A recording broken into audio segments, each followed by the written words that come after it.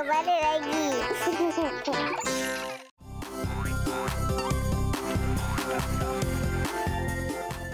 Zizan atau Zidan? Zizan atau Zidan? Zizan atau Zidan? Weh, Zidan ke Zizan? Kita tanya Jacqueline dalam buku At Kids on 2. Zizan.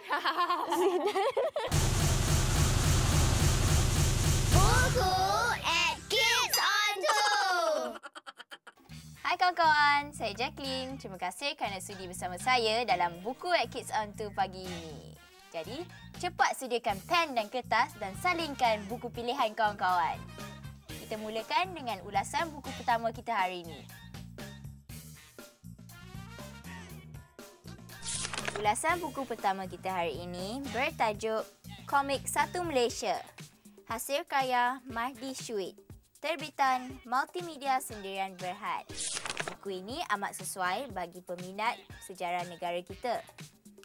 Ia disediakan dalam bentuk komik agar tampak menarik bagi golongan kanak-kanak dan remaja.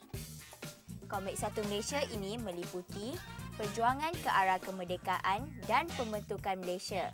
Kawan-kawan yang minat sejarah tu dapatkanlah buku Komik Satu Malaysia ini. Ulasan buku kedua bertajuk Zizan atau Zidan.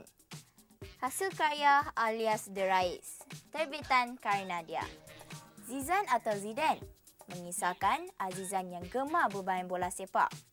Masalah timbul apabila ibu Azizan tidak menggalakkannya mengambil bahagian dalam pertandingan bola sepak sekolahnya. Akibat giat berlatih bola sepak, kawan istimewanya, Alia, pula terasa tersisih. Sementara itu, muncul pula Adli di antara mereka berdua. Adakah Azizan dapat menangani cabaran itu? Kalau nak tahu jawapannya, dapatkanlah buku ini. Sekarang kita lihat carta buku pilihan BAS. Nombor 1, Misteri Batu Kristal, terbitan Alaf 21. Nombor 2, Ekspedisi ke Pinggir Taman Negara, terbitan JS Publishing.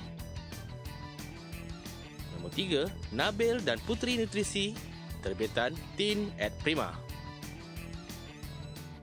Kawan-kawan, bagaimana dengan buku-buku pilihan minggu ini? Suka tak? Saya harap buku-buku tersebut memenuhi cita rasa kawan-kawan semua. Kawan-kawan, seperti biasa, sebelum berpisah, ingat ya, membaca itu pelita ilmu. Bye!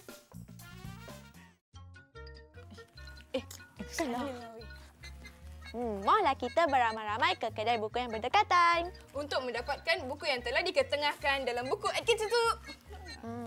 Sekarang kita ada 2 kartun tau. 1, Power Rangers. Yang keduanya, iCarly. Saksikan!